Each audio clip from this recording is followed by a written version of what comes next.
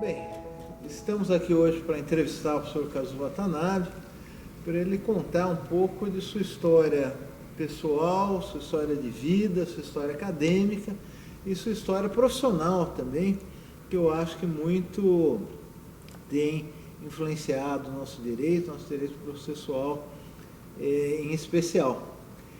Professor Kazuo, vamos começar falando um pouco de Bastos. Como foi a ida da sua família, sua vida lá? Nos conte isso. Bom, meus pais vieram do Japão em 1927 e foram direto para a fazenda de café na região de Mogiana. Vieram com 5 filhos, né? O primogênito era homem, né? Meu irmão, e mais 4 filhas, quer dizer, eram 5. E aqui no Brasil tiveram mais 3. Eu sou caçula, né? Eu nasci, a irmã logo acima de mim também nasceu em Bastos. Nós dois nascemos em Bastos.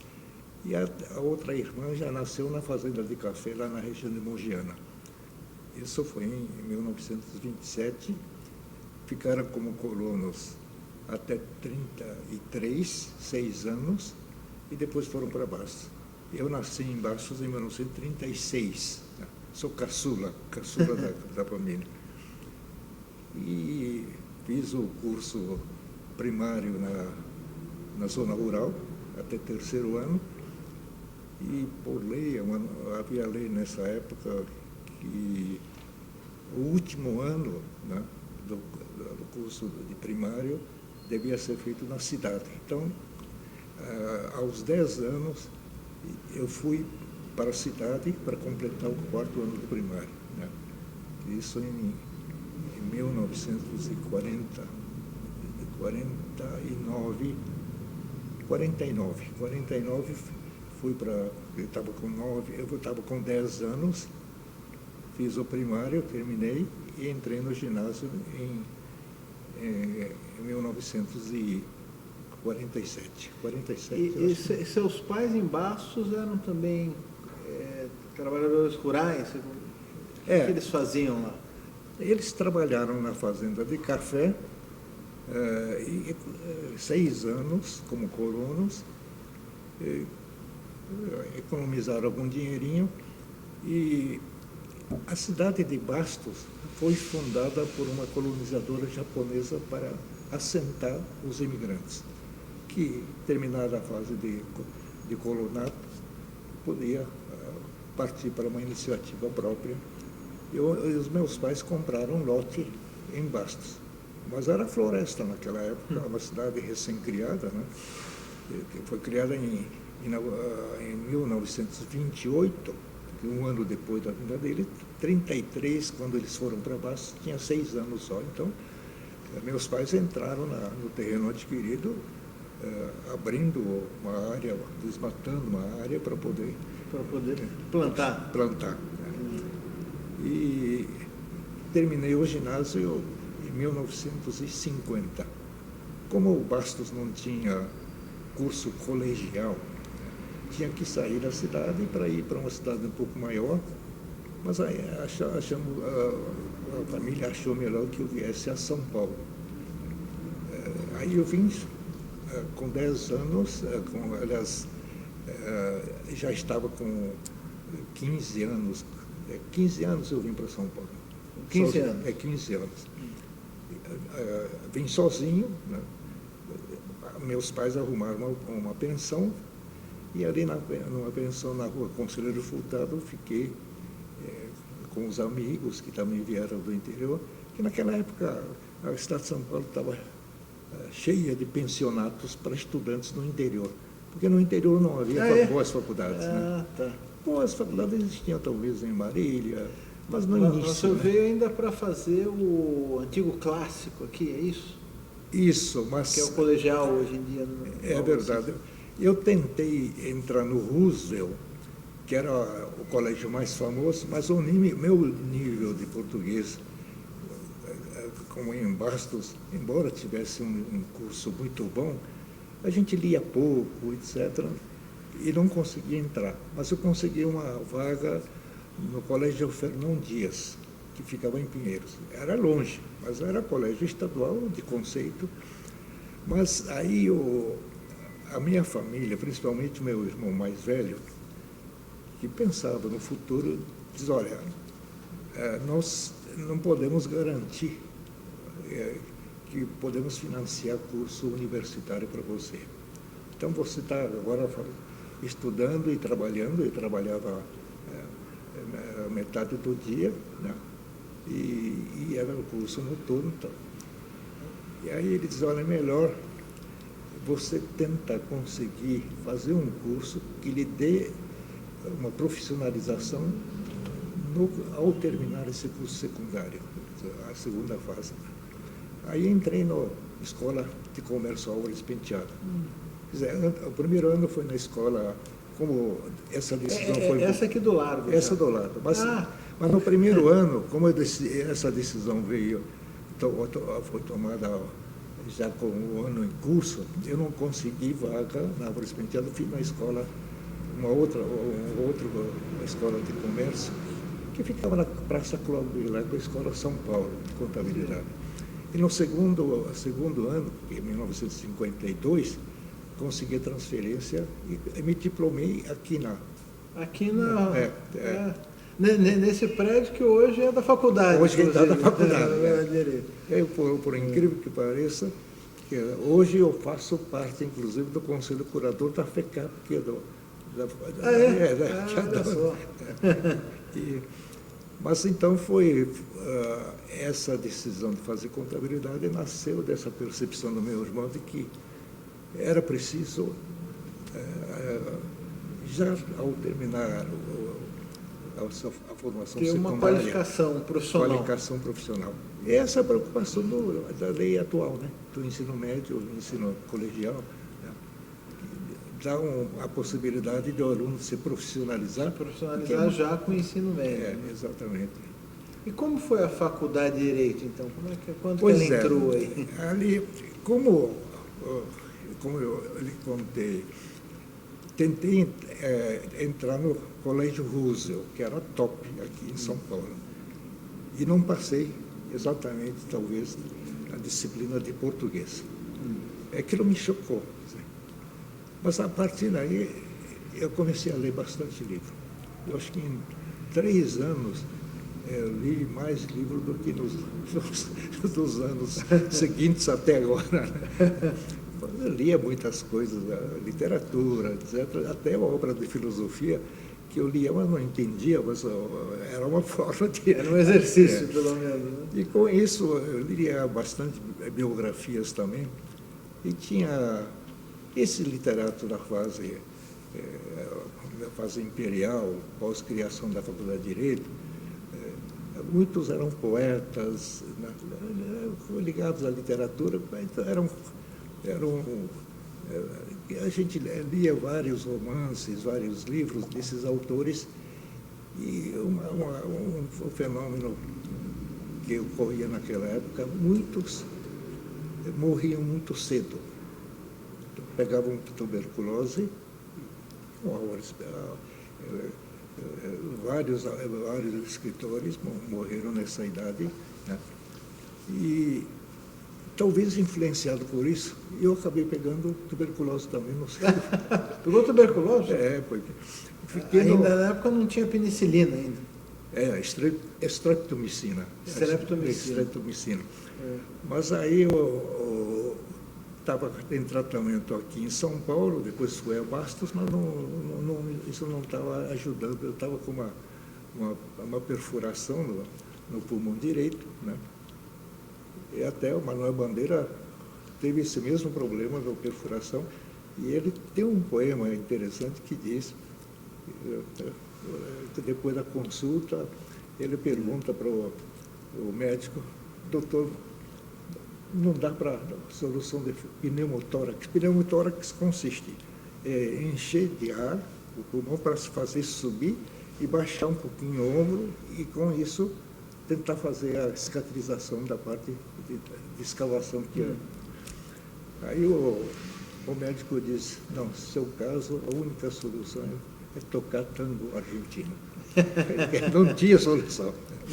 Bom, mas fiquei um ano lá em Campos de Jordão, e ali eu fiz... Aí ficou um ano em Campos de Jordão, eu então? Fiquei em Campos de Jordão, no sanatório. Sanatório. Né? Mas meio ano depois já estava a lesão estava... tinha fechado a escavação e também o bacilo já tinha... Eu estava livre do bacilo. Fiquei mais meio ano para consolidar. Mas eles me autorizaram a fazer o clássico, como ouvinte. Isso me ajudou muito, isso antes do vestibular, quer dizer, em último ano do curso de contabilidade, que foi em 53, eu passei lá, eu saí em 54, em outubro de 54, entrei no cursinho, eu vim para São Paulo já apurado, e consegui, felizmente, ser aprovado no vestibular. Mas o que eu queria dizer, a influência das leituras que eu tive naquela época, todos, de alguma forma, ligado à única faculdade que existia naquela época, me induziu a fazer o curso de Direito. Porque não, antes disso eu estava querendo ser físico, por exemplo. Né? Mas de física eu não entendo nada até agora. Sim. Mas essa... E que ano que o senhor começou o seu curso aqui na faculdade? Eu entrei no vestibular de 54, fui aprovado, comecei em 55. 55 a 59. 59. Da minha turma tem o Fábio Conde Comparato, o Frontini, e o Rubens Recupero, né? Não, o Rubens Recupero. Também é da minha turma. Em 50, eu me formei em 59. Sim. Aí, nessa época, aí já falando da vida acadêmica, né? Havia um movimento político, né? Porque o meu problema era o seguinte, que formado numa comunidade japonesa, não dominando muito bem o português, não tinha condições, inclusive, de entrar na sociedade brasileira, né? Então, não era uma preocupação consciente, mas inconscientemente eu percebia que eu tinha que, de alguma forma, inserir-me na sociedade brasileira, né? E aí, quando eu entrei na faculdade, comecei a atuar politicamente aqui. Quer dizer, participava de disputa de partidos políticos, moderador, acadêmico, liberal, etc. E havia movimento muito intenso, né, naquela época, pela nacionalização, né?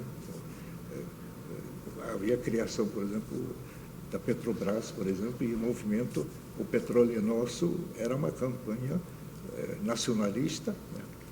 Mas... E a faculdade participou disso também, desse movimento? A faculdade como um todo, não. Os alunos. Os alunos. Mas os alunos que participavam desse movimento eram fichados como comunistas. Que atacava muito os Estados Unidos, que achava que havia uma pressão para que não se encontrasse petróleo no Brasil, né? E havia até um relatório chamado relatório Link, que dizia que, pelo menos na área continental, na área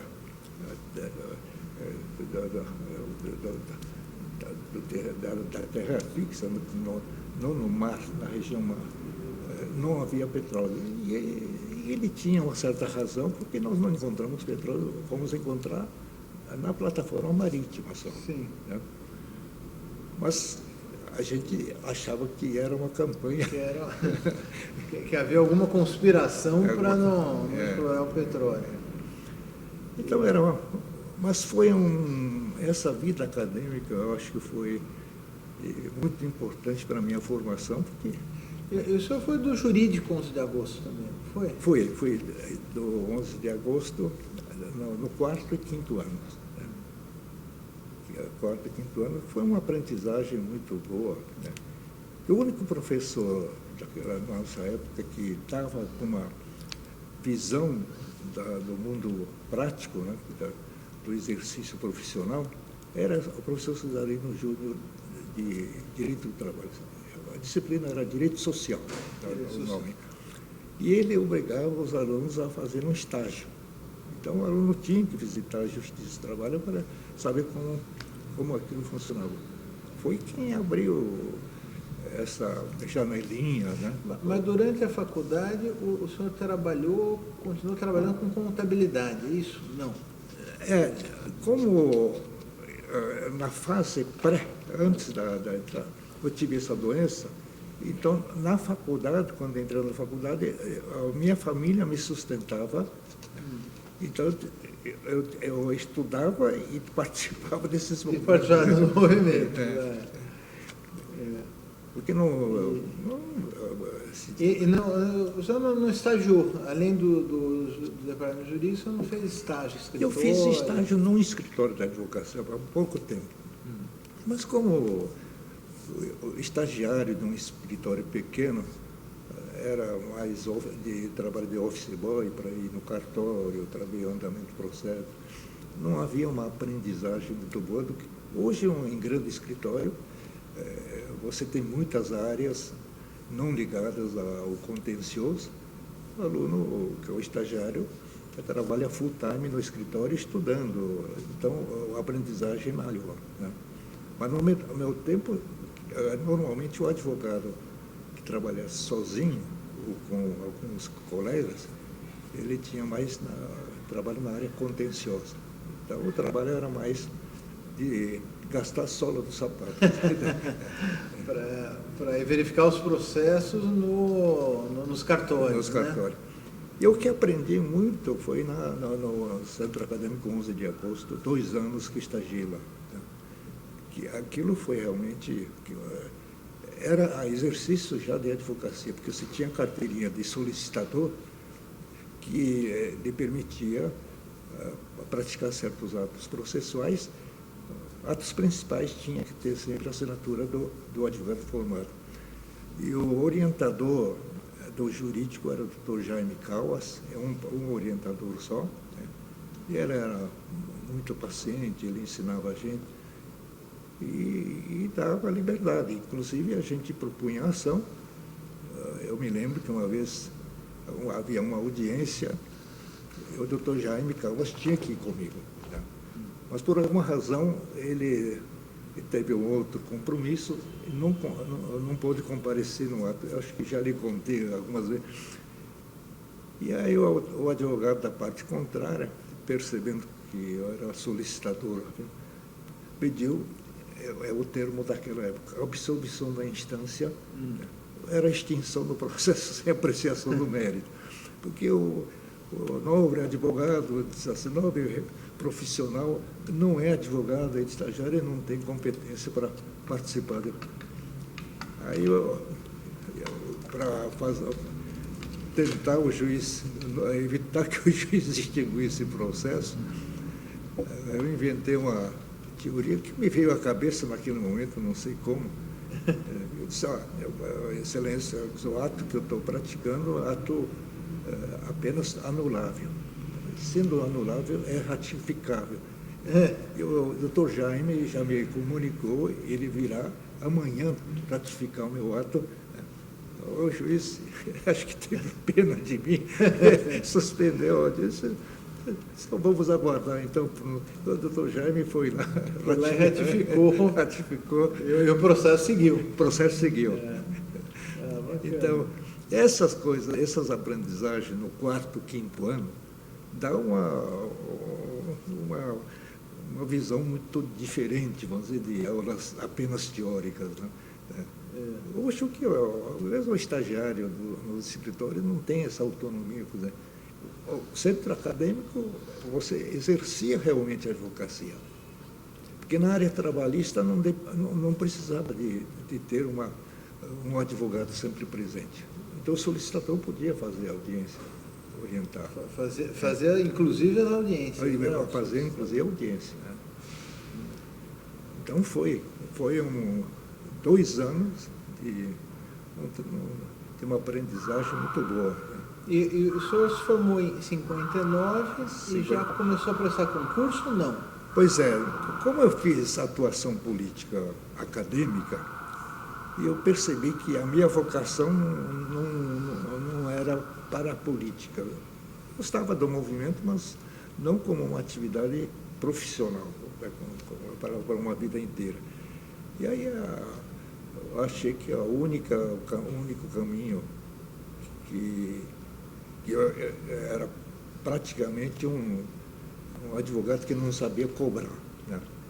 E o advogado, ele tem que ser um pouco comerciante, fazer a promoção e saber cobrar. Né? Aí eu falei, não, eu vou para uma área diferente, magistratura, escolhi magistratura já no 5º ano da faculdade. Então, já no 5º ano você sabia que queria magistratura? Queria fazer, porque no 1º ano até 4º, era a minha entrada na sociedade brasileira, a minha aprendizagem, uma vida acadêmica intensa, né? E isso me permitiu consolidar essa percepção de que a minha vida não seria para a advocacia, atividade mais comercial, um pouco comercial, né? Dependendo do advogado, mais comercial. Mais comercial do que outra coisa. E aí, no 5º ano, eu decidi, e eu advoguei 2 anos numa cooperativa, mas já estudando junto com um colega, me preparando para o concurso. E como não tinha idade mínima, a idade mínima era 25 anos, né? Eu me formei com 22, então tinha que pelo menos passar esse estágio de mais 2 anos para atingir a idade mínima para poder prestar o concurso. Prestei o primeiro, fui até exame oral, mas não consegui passar no exame oral. E no concurso seguinte, eu consegui, felizmente, ingressar, isso em 62, quer dizer, formei em 59. E isso foi o primeiro juiz Nisei, né? Primeiro descendente de imigrantes japoneses. Primeiro por um pouco. Que ano foi isso? Foi? 62. 62. 61. O concurso comecei a prestar em 61, quando já completei 25 anos. O primeiro concurso foi do Sidney Sanches, né? Mas não consegui sucesso. Foi daí a 4 meses o novo concurso, porque estava faltando juízes à véspera. E nesse concurso, um dos examinadores era Frederico Marques, né? E ele, a banca toda, o tribunal todo, para mostrar que bons advogados não estavam querendo prestar concurso, fizeram um concurso extremamente rigoroso de 200 candidatos. No fim, fomos aprovados apenas em 6. Apenas 6 candidatos? Até 6 candidatos, né? Daí a 4 meses tiveram que fazer outro concurso. Era o ano todo com vários concursos. Né? Mas o senhor passou nesse do 6, é isso? Esse do 6, é. No concurso anterior do Sidney Sanches passaram 11 só. Nossa, passaram poucos mesmo. Passaram poucos, é. Sim. E aí o senhor, na magistratura, o senhor acabou voltando para o interior, é isso? Pois é. Eu consegui passar em 2º lugar no concurso e naquela época o critério não oficial, mas usual era por ordem de classificação, ter a possibilidade de uma certa escolha, né? O que passou em primeiro lugar, ele foi para Campinas, uma cidade perto. Eu falei, bom, eu posso pelo menos ficar em São José dos Campos, Mogi das Cruzes, me mandaram para Votuporanga, que era a última circunscrição do Estado. Até um colega de turma meu, ele já faleceu, mas depois ele foi. Ele estudava comigo para concurso, ele não conseguiu prestar porque não tinha idade.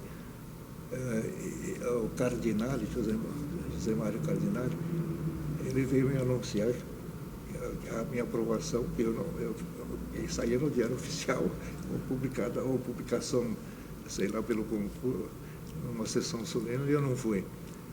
Aí eles disseram assim, olha, Carlos, você foi aprovado e você vai ser um juiz que vai muito longe, muito longe. O longe dele era a distância, Votuporanga. Era a última comarca, a última circunscrição do Estado. E o senhor foi juiz substituto em Votuporanga? Substituto, é. Eu fiquei naquela região 5 anos, substituto por 2 anos, porque era tempo de estágio, né? Estágio como chama? Estágio probatório. Estágio probatório. Estágio probatório. Aí, efetivado, fui titular de Fernandópolis. Em seguida, fui para Tanabi. Essas comarcas ficavam na Alta Araquarense. E na terceira fui para Jales, né? Mas por opção, eu queria ficar naquela região, né? Aí eu me lembro que o desembargador que era representante daquela região, era uma região nova. Na região antiga, normalmente, cada comarca tinha um desembargador que era o dono, vamos dizer assim, da comarca, né? E ele cuidava de dar apoio ao juiz da comarca, etc. E o único desembargador que cuidava dessa região era o Dimas de Almeida, de São José do Rio Preto. Aí eu fui agradecer pela promoção minha para Jales. Aí ele me disse, o tribunal que agradece a você. O tribunal que lhe agradece. Porque o Jales era uma comarca muito problemática naquela época.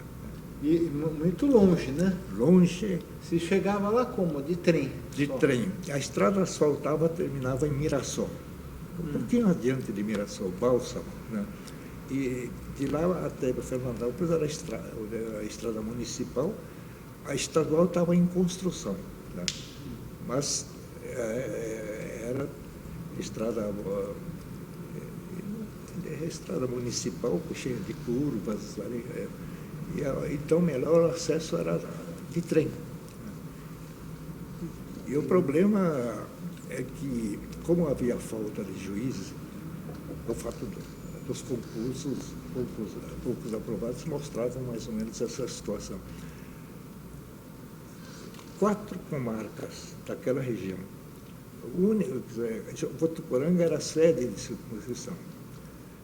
Fernandópolis estava sem juiz, Jales sem juiz, Santa Fé do Sul sem juiz e Cardoso, são essas 5 comarcas que integravam a 12ª circunscrição, sem juiz. Então, 2 meses de estágio,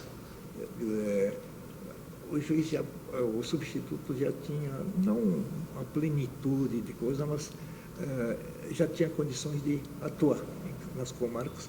Eu fui designado para responder pelas 4 comarcas. Jales, hoje, só Fernandópolis tem 7 varas. Jales e Idem. Na época era uma única comarca, um único juiz para as 4 comarcas. Para 4 comarcas, porque quem mandava na circunscrição era titular de Votuporanga, né? Que era um muito bom juiz, ele faleceu. Gostava de processo também, e ele, então, completava a minha competência naquilo que eu não... Mas ele tinha que viajar um pouco. Mas, para eu ir a essas comarcas, como não havia estrada oficial, asfaltada, eu tinha que pegar trem. Então, para ir de Fernandópolis até Santa Fé, levava 3 horas. 3 horas para ir, 3 horas para voltar. Bom, acumulando 4 comarcas, durante um ano, eu estava com vontade já de me aposentar. Era uma fase, mas foi uma fase muito boa, de uma aprendizagem, né? E depois de Jales, o senhor já veio para São Paulo, ou não? Não, depois de Jales, Fernandópolis, Tanambi, Jales, de Jales eu vim para São Paulo. Como juiz auxiliar. Como juiz auxiliar da capital. Era quarta entrância. E nós tínhamos... eram 4 entrâncias. 4 entrâncias, né? Primeira, Fernandópolis, segunda, Tanambi, terceira, Jales, quarta, capital, auxiliar. E voltando para São Paulo, o senhor voltou a ter uma inserção acadêmica ou não aqui na... Não, levei algum tempo. Eu já estava gostando muito de processo civil, né? Então, estudava por conta própria, formava, quando eu vinha a São Paulo, comprava livros de processo. E o Dinamarco, ele começou no Ministério Público porque não tinha idade, porque a idade mínima era 25. Né? E depois ele a ideia era prestar concurso para a magistratura.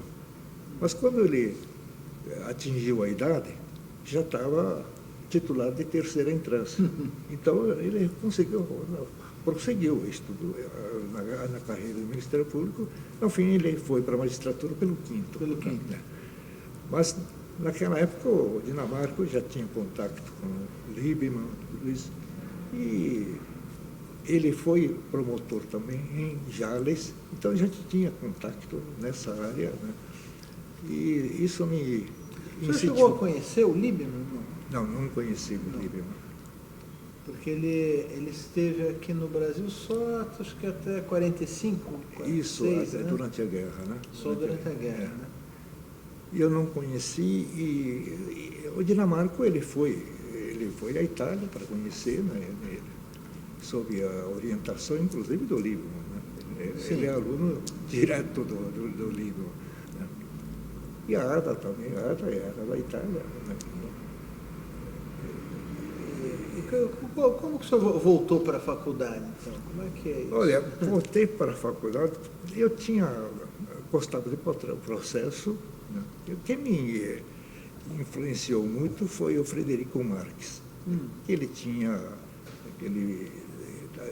instituições de direito processual, né? Que foi seu examinador. Ele foi meu examinador. Foi meu examinador. No segundo concurso, no primeiro, ele tinha uma espécie de cursinho, ele dava aula em cursinho, eu fui conversar com ele, porque corria a notícia de que eu não teria passado no primeiro concurso pela atuação política na faculdade. Havia essa notícia. Essa notícia. Eu fui falar com ele, ele disse, não, havia psicotécnico, não, você faz, o problema de psicotécnico, talvez, você vai fazer em outro lugar. Mas, no fundo, o Sidney Sanches, que passou em primeiro lugar no primeiro concurso em que eu fui reprovado, ele disse, olha, parece que é questão política, né?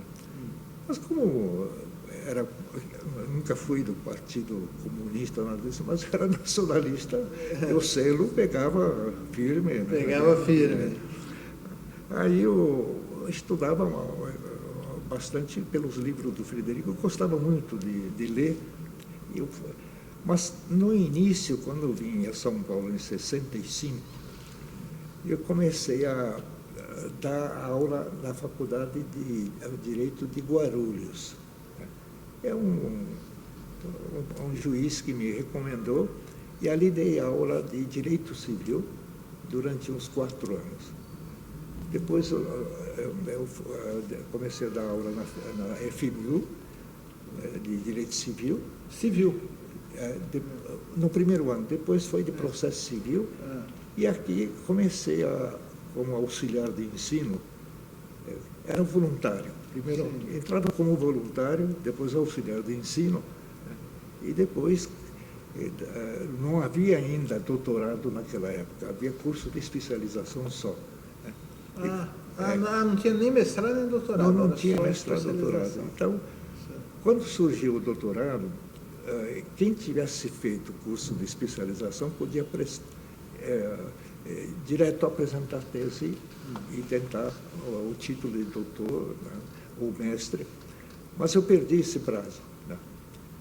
Então, eu tive que renovar todo o curso de mestrado, depois de doutorado. Né? Mas, no início, entrei aqui como voluntário, né? Depois auxiliar de ensino, né? E assessorava o professor Celso Neves. Com o Celso Neves? Com o Celso Neves. Mas o senhor teve algum contato com o professor Buzaide também, né? Professor, esse é um grupo que foi formado, que o professor Buzaide é discípulo direto do Liebman. E o Liebman, quando ele esteve no Brasil, ele formou um grupo de estudos. Né? Então, vários processualistas, primeiros bons, processualistas mais com influência das escolas europeias, principalmente da Itália, esses professores foram alunos do Liebman. Né? E o professor Liebman conta que ele reunia esses alunos, quer dizer, esses estudiosos, que não eram alunos já formados, formavam um grupo e tinha esse grupo, Buzaide, Celso Neves, Frederico Marques, né, Bruno de Afonso André, tinha vários processualistas. E quando ele voltou para a Itália, o professor Buzaide, que foi autor do anteprojeto do Código 73, formou um mesmo grupo de estudos. Então, Sidney Sanches, Cornélio Vieira de Moraes e vários outros processualistas. Então, reuníamos, não sei com que frequência, acho que 2 vezes por mês, uma coisa assim, na casa do professor Buzaide para discutir temas de processo. É a repetição da escola que o Liebman teve. Reunindo na própria casa do professor Na própria Buzaide. casa. Ele morava na Aclimação, que é uma casa residência e uma casa biblioteca. Tinha uma casa só para o livro? Só para o livro. E aí, depois de publicado o anteprojeto, até por sugestão dele, talvez, ou do próprio grupo, começamos a organizar colóquios de processo civil para discutir o anteprojeto que estava no Congresso. O primeiro encontro dos colóquios foi em Campos Jordão, depois em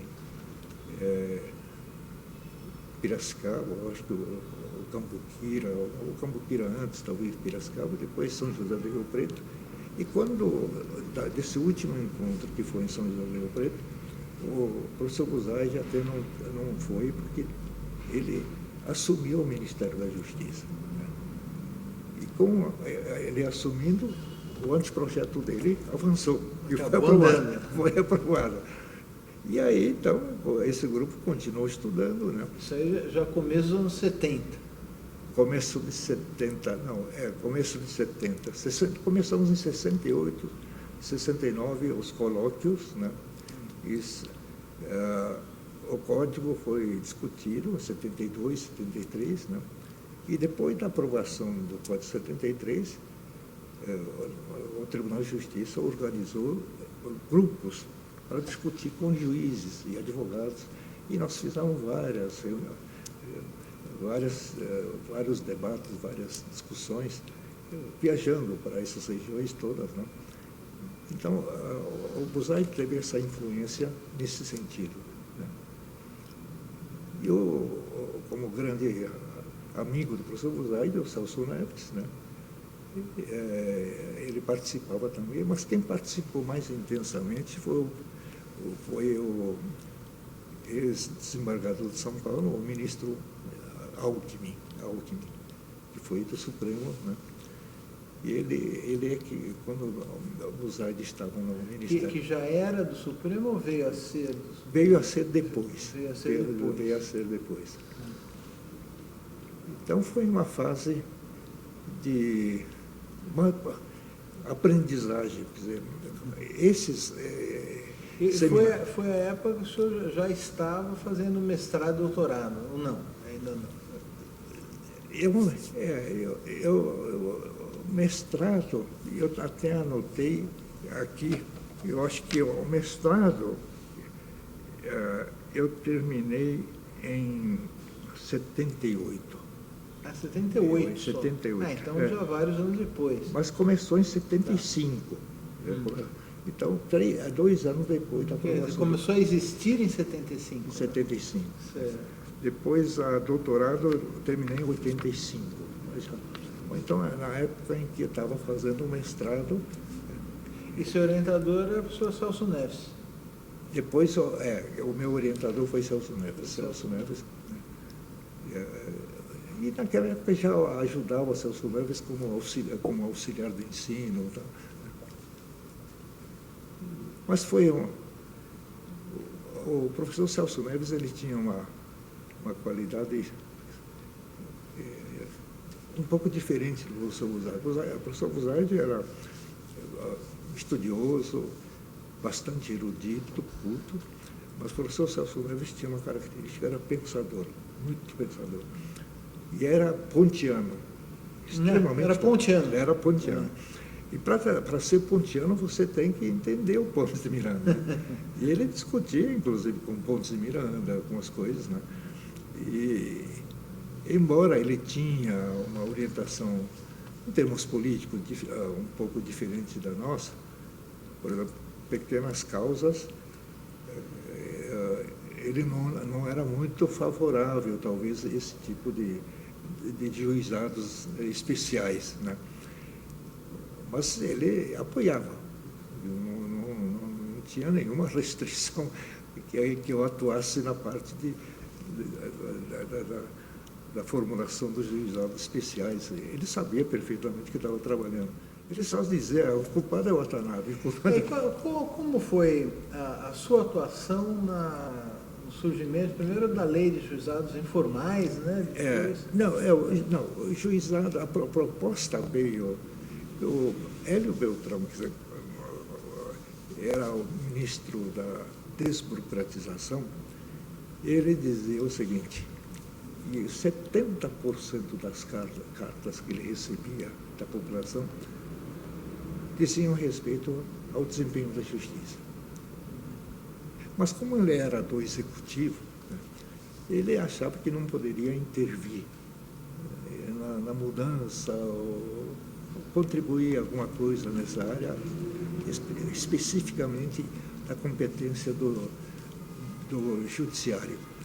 Aí o assessor dele, Piquet Carneiro, né, ele esteve em Nova York, viu o juizado de pequenas causas, de lá, Small Claim Court, né, de Nova York, achou que aquilo era uma coisa que poderia ser tentado aqui no Brasil e propôs, redigiu uma pequena minuta, propôs, mas aí, como ele adotou como um dos princípios para corrigir, vamos dizer, a dificuldade que havia de acesso à justiça, formalismo exagerado, etc., né, ele relativizou um princípio muito caro para os advogados, que era a capacidade postulatória privativa do advogado.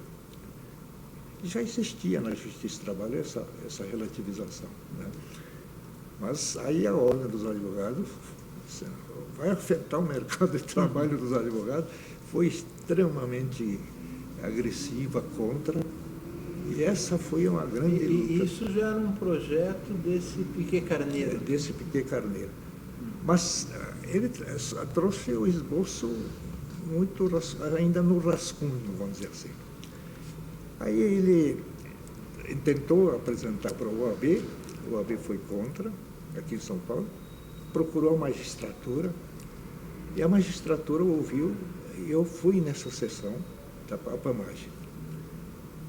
Aí eu achava que o juizado de pequena escala não iria resolver esse problema da justiça, que o problema era mais estrutural, falta de independência, de uma dotação orçamentária melhor, etc. Mas pensando mais profundamente, eu comecei a aderir.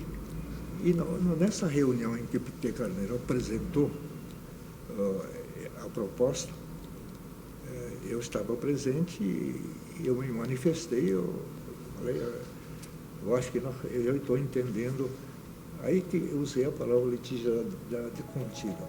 É um projeto que